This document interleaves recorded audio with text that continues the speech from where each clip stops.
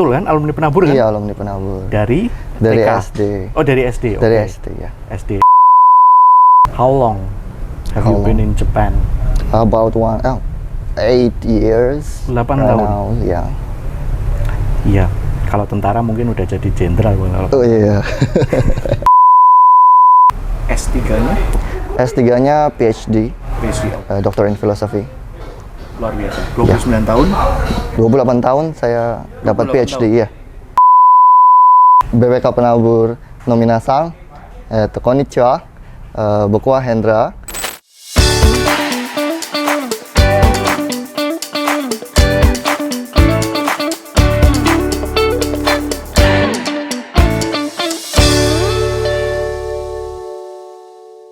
Mas Hendra, saya panggilnya Mas Hendra ya? Ya boleh. Karena saya orang Jawa sih. Iya. Tapi kalau di Jepang panggilannya apa? Tambahan sang, Hendra sang gitu. Oh gitu, bukan Sang Iya. Hendra gitu. Bukan. Terlalu besar saya. Oke, Hendra-san gitu. Selamat datang kembali ke Indonesia, kasih. terutama ke Cirebon. Hmm. Balik ke Cirebon ini kan berarti sudah pasti mengunjungi sekolah yang lama begitu kan Iya ya? betul. Betul kan? Alumni Penabur kan? Iya, alumni Penabur. Dari Dari TK? SD. Oh dari SD. Dari oke. SD ya. SD. SD-nya di SD-nya di Keromong. Di Keromong? Pamitran ya, SD Keromong. Luar biasa. Tepuk tangan buat SD Pamitran. Tempat saya sekarang itu. Iya betul. SD Pamitran. SMP. SMP-nya di sini di Penabur 1 dulu ya. Kan ada 2 Penabur, SMPK Oh, dulu ada 1, dua ya? SMPK 2 ya.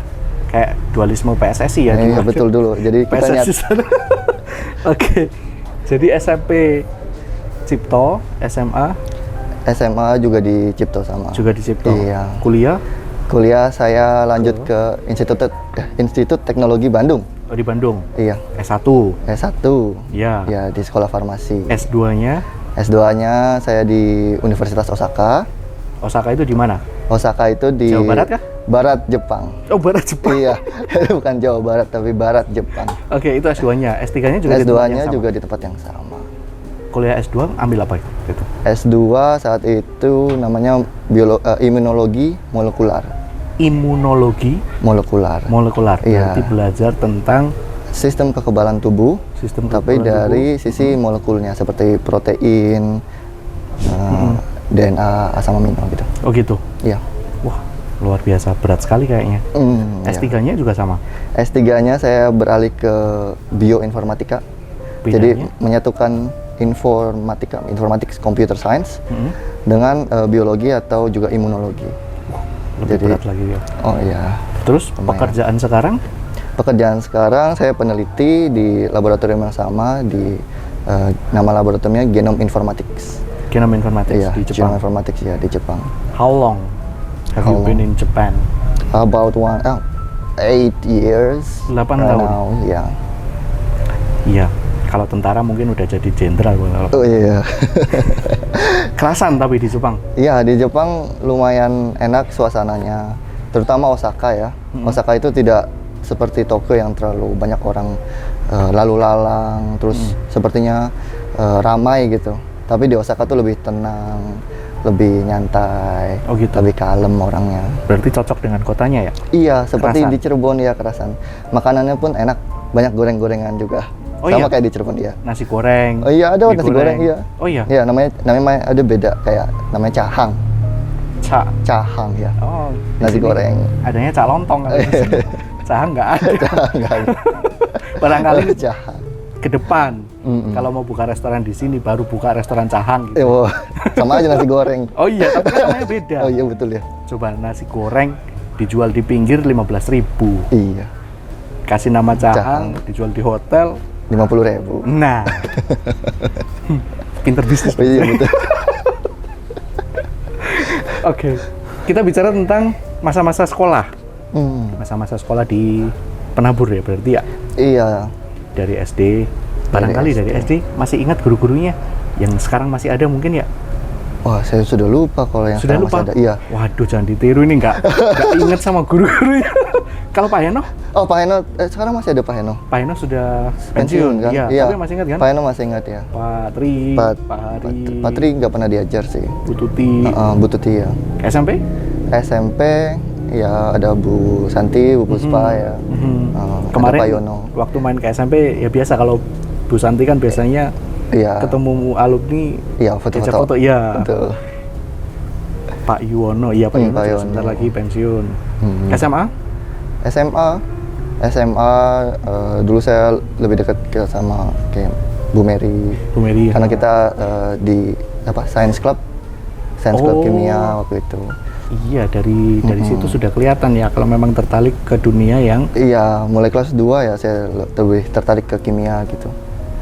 hebat lah. Padahal jarang sekali orang yang bisa tertarik ke dunia kimia, fisika, apalagi fisika kalau udah ketemu rumus-rumus gitu ya. Iya. Wah, pusingnya minta Susah ampun. memang. Oke, nah ketika bersekolah dulu di Penabur, ya masa-masa sekolah kan ada masa-masa senengnya, ada masa-masa mungkin yang tidak menyenangkan juga. Barangkali punya pengalaman yang mau diceritakan, masa-masa menyenangkan, masa-masa mungkin yang ya terkenang sampai sekarang. Adakah?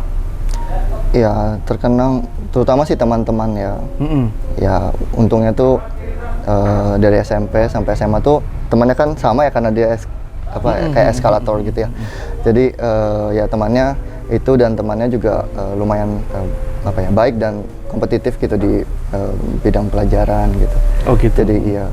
Ada punya best friend gitu yang masih sampai sekarang masih kontak gitu? Ya terakhir kali kontak sih mungkin 2 tahun lalu kali ya. Iya ada sih. Oh ada? Ada ya. Ada juga saya yang gitu. ke Jepang? Ke Jepang belum ada. Oh nggak ada, berarti Iya. single fighter di Jepang? Iya saya sendirian aja. Luar biasa, sendiri aja di Jepang berarti ya? Iya sendirian aja. Kalau bidang pekerjaan yang di Jepang itu berarti bayangan saya ya kalau seorang ilmuwan. Iya sejenis ilmuwan lah, periset. Orang riset itu kan biasanya dia pakai baju hazard gitu ya, terus pakai face mask dan segala macam. Seperti itu juga pekerjaannya? Iya, terkadang seperti itu kalau di Sebentar, laboratorium. maksudnya terkadang? Kalau di laboratorium tertentu ya, contohnya laboratorium megang kayak tikus, kayak mencit gitu, kita harus pakai. Kalau menurut saya kalau megang mah mendingan pakai kaos tangan aja, nggak usah pakai harus pakai hazard segala Iya, macam. betul. Biasanya kita pakai ya baju yang kayak baju hazard gitu ya, baju steril untuk ke situ. Karena yang dipegang tuh virus dan juga bakteri yang berbahaya. Dia berarti dari pegang saja sudah. Iya, dari pegang saja udah bisa kontak penularan begitu ya? Betul. Kadang ada rash gitu kayak merah-merah gitu kalau kena tangan. Kalau muncul berarti itu udah. Iya, udah terinfeksi. Wah, bahaya ya. Iya. Setahu saya yang dekat-dekat ini yang infeksi menular itu lewat ini ya, dari COVID. Dari COVID itu. Ya. Itu juga dipelajari juga antibodinya. Iya, kemarin kita kebetulan publikasi terakhir saya itu tentang antibodi dari manusia gitu ya, yang habis terkena COVID atau juga yang divaksin. Itu ada sebagian orang yang mengeluarkan antibodi yang bisa meningkatkan infeksi. Berarti dari orang itu? Iya, dari orang itu. Bisa meningkatkan? Infeksi dari si coronavirus ini. Jadi maksudnya virusnya jadi semakin ganas kah Ibu berarti? Iya, virusnya di dalam tubuhnya jadi nggak hilang-hilang. Jadi makanya dia makin sakit gitu. Oh itu yang bikin Iya, ada beberapa. Buruk? Iya. Oh, kalau yang antibodi yang dipelajari, tadi sempat ngobrol kan? Antibodi yang dipelajari katanya antibodi yang sifatnya iya, bukan yang baik tapi yang bukan yang baik tapi yang iya. Kenapa justru yang dipelajari yang buruk? Kenapa justru yang dipelajari yang buruk? Karena saya tahu jawabannya. Karena sesuatu yang buruk itu lebih gampang dipelajari daripada yang baik. Ya, penemuannya sih waktu itu lebih mudah karena bukan lebih mudah juga ya, orang sebelumnya sudah menemukan. Jadi kita satu institusi ada yang sudah menemukan beberapa antibodi yang udah dikarakterisasi ya. Jadi satu antibodi itu udah dikarakterisasi kalau dia tuh bisa meningkatkan infeksi dari si virus ini. Terus kita cari lagi gimana sih ada di orang-orang biasa tuh bener nggak sih ada begitu. Nah kita temukan bahwa beneran ada, tapi itu nggak selamanya banyak gitu. Lebih banyak yang baik antibodinya dibandingkan si antibodi yang buruk ini. Tapi itu hal-hal yang seperti itu saya lihat ya karena memang sejak dari sekolah ya, terutama dari SMP SMA kan sudah ada pelajaran fisika, kimia, biologi dan lain sebagainya. Kalau di SD kan belum. Apakah hal-hal yang dipelajari di sekolah itu biologi, kimia, fisika itu membantu sekali untuk saat studi lanjut S2, S3 dan juga saat pekerjaan saat ini. Iya, jadi studi-studi yang sebelumnya kayak di SD, SMP, SMA itu membantu kerangka kita berpikir lebih tepatnya ya. Tapi apakah si fakta yang di SD, SMP, SMA itu terbawa sampai ke di riset juga? Ada sebagian, tapi sebagian besar yang dipelajari itu hanya textbook gitu ya. Pokoknya ini ada di textbook, itu ada teks gitu. Nah, karena di riset itu lebih fokus. Jadi yang ada di SD, SMP, SMA itu sebelumnya adalah general. Jadi kita cuma tahu bahwa ya antibodi itu dihasilkan sama sel B gitu. Udah. Tapi kalau misalkan di riset ya antibodi dari sel B punya karakter ini, karakter itu gitu. Itu yang lebih dipelajari kayak gitu. Saya jadi ingin tahu, dulu sewaktu di SMP, SMA gitu ya, pernah nggak menemui hambatan saat belajar biologi, kimia, fisika gitu? Hambatannya apa sih? Hambatannya. Hambatannya rumus, udah ngapalin rumus. Jangankan ngapalin ya, apply rumusnya aja pusingnya minta ampun itu fisika. Iya, saya juga kurang bisa fisika dan matematika. Iya, hambatannya sih ya rumus. Tapi kalau biologi dan kimia itu lebih ke arah penalaran ya. Penalaran. Jadi jangan-jangan saya nggak nalar. Jadi bukan hafalan. Dulu kita kira hafalan gitu kan. Ini banyak banget dikasih satu buku gitu. Lebih tepatnya tuh itu penalaran. Jadi satu bagian dengan bagian yang lain tuh saling terhubung sebenarnya. Jadi kalau misalkan berpikir kalau otak dan perut itu tidak terhubung ya sebenarnya mereka terhubung gitu. Saling memberikan sinyal gitu. Ada alirannya. Dulu ketika menemui hambatan-hambatan yang seperti itu, biasanya yang dilakukan apa? Biasanya yang dilakukan ya saya suka cari buku ya. Biasanya saya berhenti di perpustakaan gitu atau di Gerage. Dulu Ibu Yayas, sekarang? Iya. Dulu juga Ibu Yayas? Dulu juga Ibu Yayas. Sama Ibu Murni. Oh iya. Ibu Murniati ya. Lanjutkan silakan. Iya, biasa saya cari kayak gitu. Kalau di perpustakaan kadang nggak ada ya. Di Gerage Mall itu kan ada Gramedia.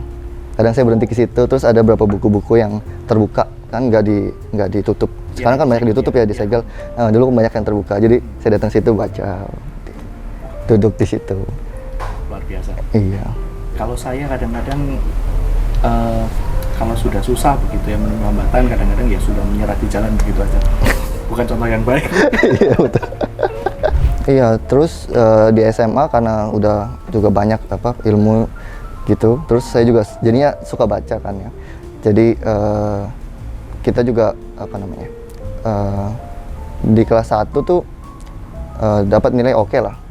Saya dulu peringkat 2 dan peringkat 3 di kelas 1. Berikutnya di kelas 2 dan kelas 3 saya jadi peringkat 1. Mas, sebentar, yang peringkat 2 dan 3 masih ingat nggak peringkat satunya siapa? Masih. Masih ingat? Iya. Iya satu. Enggak satu circle dah. Oh beda. Beda. Terus apakah ada perasaan kayak, aduh aku kok kalah ini ya? Iya betul. Sebel sama iya kok. hasilnya. Iya. Tapi nggak nyangka juga sih saat itu bisa peringkat 2 tiba-tiba kan kelas 1. Tadinya di SMP tuh kelas 9 itu. Kelas 3 tuh nggak pernah dapat peringkat. Nggak pernah dapat peringkat. Kelas 9? Iya, kelas 9. Dulu masih kelas 3. Iya, kelas 3. Kelas 3 itu nggak pernah dapat peringkat gitu. Baru di kelas 1 SMA ya? Iya. Terus kan saya, peringkat 2. Peringkat satunya siapa gitu kan. Peringkat satunya sini. Masih. Siapa namanya? Dinda Restasa. Awas gitu. Enggak. Yang peringkat 1 itu saat kelas 2? Kelas 1 SMA. Enggak, kelas 2 ya, peringkat 1. Jadi kan kelas 1 peringkat 2, terus peringkat 3 semester berikutnya. Waktu terima rapot ya? Waktu terima rapot, peringkat 1 gitu. Oh iya. Akhirnya aku peringkat 1 gitu ya? Nggak percaya ya? Iya, nggak percaya. Tadi 3 kan turun ya? Iya. Salah nggak ini ngasih nilainya? Iya, di semester 2 turun kan peringkat 3. Semester 2-nya turun peringkat 3. Drastis juga ya? 1, 2? Iya, 2, 3, terus 1. Yang satunya pindah lagi? Iya saat itu. Yang duanya? Yang duanya Kristiani. Anaknya Bu, ya aku lupa. Iya, lupa. Bu Ambar. Di SD. Oh iya, mungkin saya pernah ketemu. Iya, masih ingat ternyata ya teman-temannya. Kalau konnichiwa itu apa? Konnichiwa tuh sebenarnya panjangnya tuh konnichiwa ikaga desu ka gitu. Hari ini bagaimana kabarnya? Begitu. Tapi jadi disingkat konnichiwa. Halo. Artinya? Halo atau selamat siang. Ada lagi yang lain? Ada lagi kalau pagi itu namanya ohayo gozaimasu. Ohayo. Iya, ohayo Selamat gozaimasu. pagi. Selamat pagi. Selamat siang. Selamat siang tadi konnichiwa. Oh, konnichiwa. Iya. Yang bener, jadi konnichiwa itu selamat siang atau halo? Selamat siang dan juga dipakai sebagai halo. Oh gitu. Iya. Boleh ya kayak gitu. Boleh. Kalau selamat malam? Selamat malam tuh konbanwa. Konbawa. Konbanwa. Oh. Konbanwa. Ada lagi salam-salam yang lain yang bisa diajarkan? Salam-salam yang lain. Biasanya Kalau ketemu orang biasanya. iya, kalau ketemu orang baru itu biasanya di akhir ada namanya yoroshiku onegai shimasu. Yoroshiku Yoroshiku onegai shimasu. onegai shimasu. Iya, 8 tahun. selamat. 8 tahun di Jepang kan ya? Sudah 8 tahun ke-8 ini. Kalau menilai diri sendiri, level berbahasa Jepangnya beginner, intermediate, advance, Kalau berbicara mungkin intermediate ya. intermediate. Tapi kalau tulis ujian advance N1 bisa sih harusnya. Tapi saya belum pernah ambil. Ada rencana ngambil? Iya, kemungkinan tahun ini. Saya mau ambil PR, permanent residence. Jadi itu buat nambah poin untuk supaya bisa dapat si permanent residence-nya lebih gampang. Oh gitu. Jadi harus ambil ujian Iya, kebahasaannya begitu. iya nggak harus sih, cuma poinnya jadi lebih tinggi. Jadi lebih mudah dapat PR-nya. Kalau tulisan kanjinya apakah juga mudah, susah? Dibandingkan bahasa Mandarin jauh lebih mudah. Jauh lebih mudah bahasa. Iya, dan lebih sedikit. Kalau Mandarin kan banyak ya, berapa puluh ribu gitu. Bahasa Jepang sedikit sih, paling Saya cuma sih belum pernah berapa baca ribu. Mandarin, jadi nggak tahu. Oh iya, lebih sedikit dan goresannya lebih sedikit. Tadinya awalnya sambil minum sih. Oh iya, Karena Cirebon cuacanya memang lagi panas ya. iya, ya meskipun dengan summernya di sana masih panas yang di sana. Iya betul. Dulu awal-awal aku mau ke Jepang. Ceritanya gimana? Awal-awal bukan mau ke Jepang sih, lebih tepatnya saya mau belajar lagi untuk gitu. S2 gitu. Dan kebetulan ada kesempatan dari Osaka University. Nah, itu dapat dari dekan di Sekolah Farmasi ITB. Oh berarti ada apa ya? Ada istilahnya bantuan dari dekan yang menginformasikan begitu. Iya, ada dari dekan menginformasikan ke ketua ketua angkatan saat itu. Terus untungnya saya dekat sama ketua angkatannya, jadi saya tahu ada informasi gitu lewat email. Terus ya udah coba aja daftar. Dan kemampuan bahasa saya kurang baik ya saat itu. TOEFL juga nggak gitu bagus. Jadi makanya saya pilih Jepang yang lebih rendah skor TOEFL-nya. Oh iya sih. Kalau untuk ke negara-negara yang berbahasa Inggris memang skor TOEFL-nya bahkan sekarang mungkin pakainya IELTS ya. Iya betul. Saat itu saya coba belajar IELTS, tapi ya tidak gitu mampu karena harus kejar sama skripsi juga. Coba dulu belajar sama saya. Oh iya. Keburu-buru sih ke Jepang. Kalau belajar sama Pak Bondan bisa ke Ya, belum tentu Eropa. Jadi dulu karena ada informasi dari dekan, Iya. mendaftar, diterima. Mendaftar lalu dari Osaka University-nya datang untuk wawancara. Nah kita wawancaranya kayak gini. Makanya dinamakan Sang Hendra. Enggak. Dari Osakanya aja ke sini cuma buat wawancara. Dulu belum ada Google ini sih ya. Meet ya, nggak ada Google Meet atau Zoom. Makanya harus datang ke sini. Iya betul. Terus wawancara Iya kita wawancara. pakai bahasa Jepang. Di awal pakai bahasa Jepang sedikit karena saya baru belajar juga sedikit. Terus berikutnya pakai bahasa Inggris. Bayangan saya nih wawancara ditanya, jawabnya konnichiwa. Enggak. Terus hasilnya akhirnya kan diterima nih ceritanya. Iya. Sudah diterima Osaka University S2 kan ya? Iya, S2 dan S3. Itu kan kasarannya mungkin salah satu hambatan atau kesulitan yang ditemui kan berarti wah aku harus meninggalkan nggak cuma Cirebon tapi harus meninggalkan Indonesia untuk mengejar apa yang aku impikan gitu kan Ya, kasarannya. Ada nggak perasaan? Ya pasti ada lah perasaan apa sih yang dirasain ketika mau meninggalkan Indonesia itu? Aku mau berpisah dari keluarga-keluargaku untuk beberapa tahun gitu. Iya, tentunya ya keluarga ya. Ya kan jauh nih Jepang.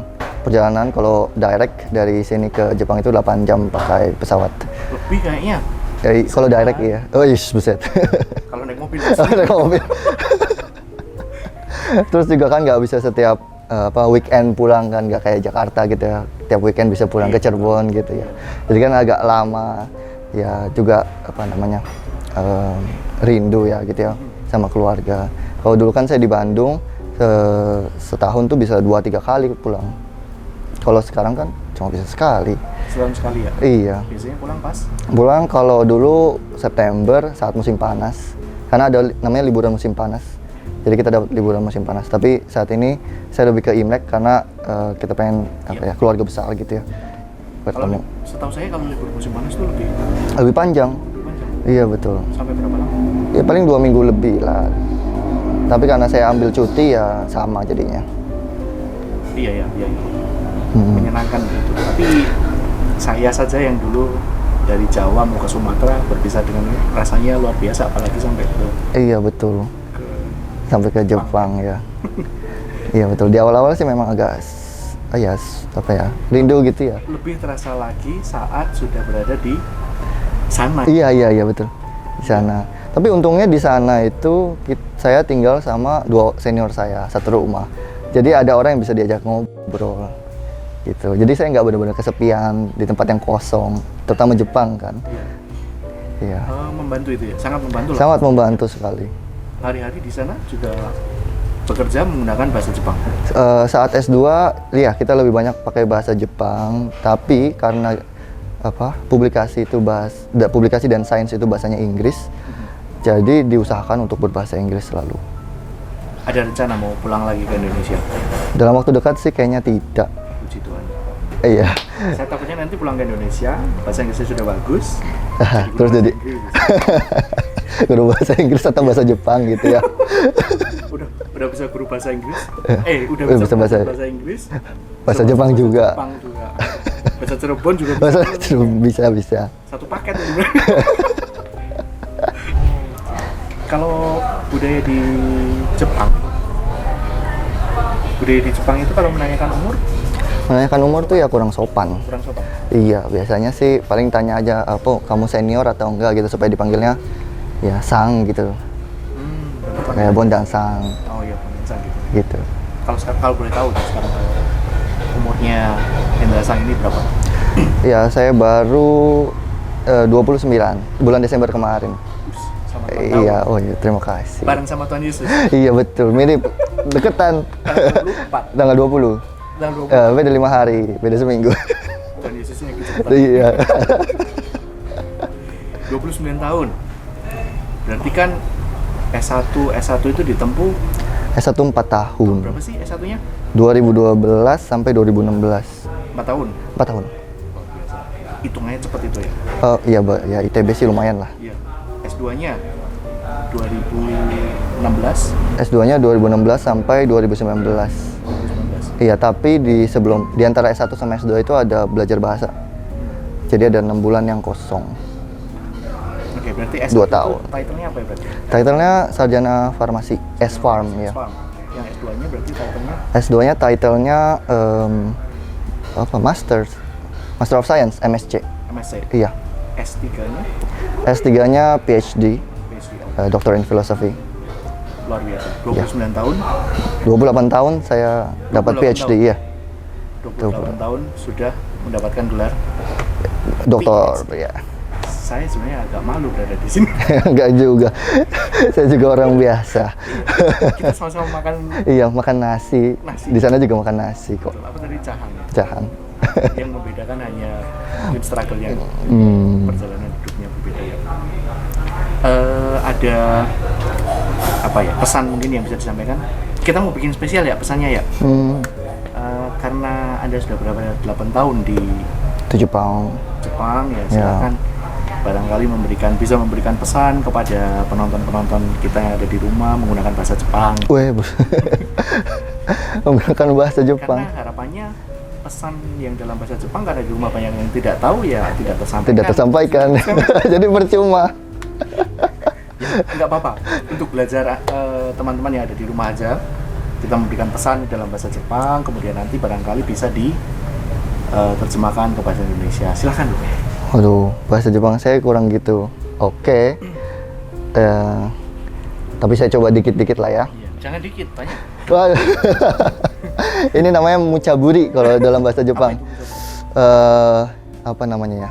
Orang kesusahan tapi terus ditarik gitu. Juga sama, seperti itu. Iya. Silakan. BPK Penabur no minasan, konnichiwa. Boku wa Hendra. Ima Osaka Daigaku no Biseibutsu Byou Kenkyūjō ni 働いています。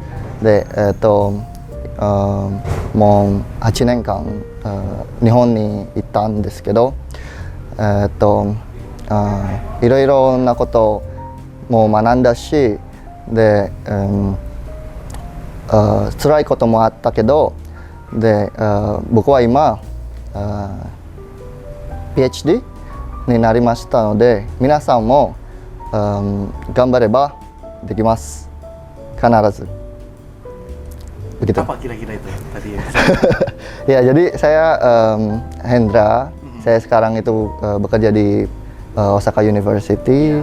Saya di sana dapat PhD melalui banyak hal. Yang ada juga yang menyenangkannya, ada juga yang susahnya. Tapi walaupun beberapa itu mengalami kesulitan, tapi saya tetap bisa dapat PhD. Terus teman-teman juga yang ada di BPK Penabur pasti bisa kalau semangat. Gitu ya? Iya. Ya meskipun ada banyak sekali hambatan, ada banyak sekali kesulitan, ada banyak sekali batasan, ya kan?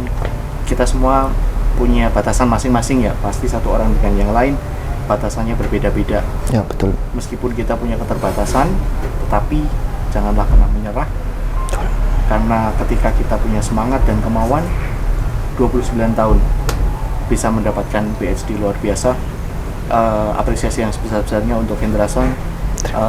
Arigatou gozaimasu. Arigatou gozaimasu. Sudah datang jauh-jauh dari Jepang ke Cirebon mengunjungi BPK Penabur, alma maternya dulu ya. Memberikan kisah, memberikan juga pesan kepada kami semua yang ada di sini untuk tetap semangat meskipun kita dalam keterbatasan, tetapi kita tidak boleh menyerah dalam menggapai apa yang kita inginkan. Terima kasih banyak Hendra, kita terima kasih juga. Iya. Lain waktu Tuhan Yesus memberkati pekerjaannya. Ya. Oke, semangat.